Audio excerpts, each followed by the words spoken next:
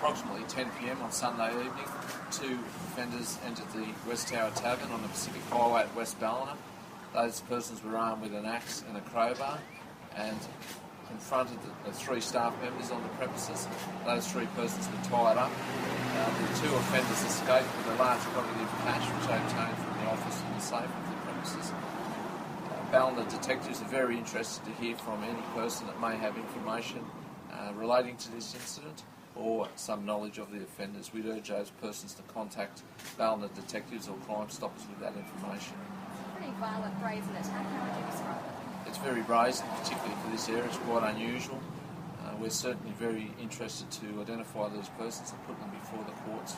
Has this pub ever been hit before, or any businesses in that area? Look, over the years, businesses in that area have been the target of various incidents, but nothing of this nature. And were the staff members quite traumatised after having their hands bound?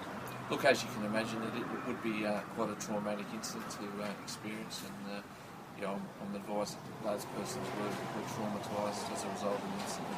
How are they going now?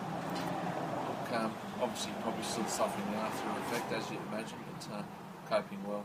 How they managed to get in? Was there any gymming of locks or anything like that? I understand that it was just after closing time.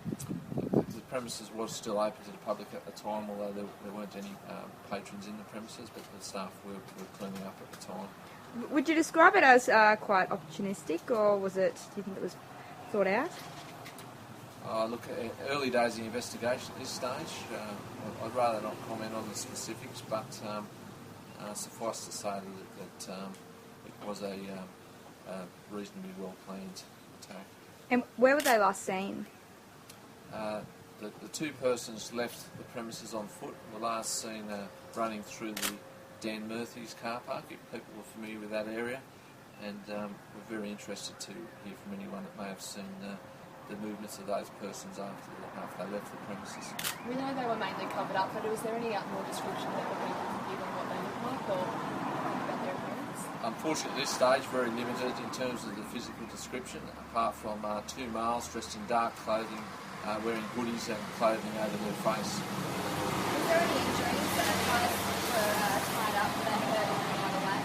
Yeah, no, look, fortunately, the staff members weren't physically injured, but they were tied up, and as you can imagine, it's something that quite traumatic to go through.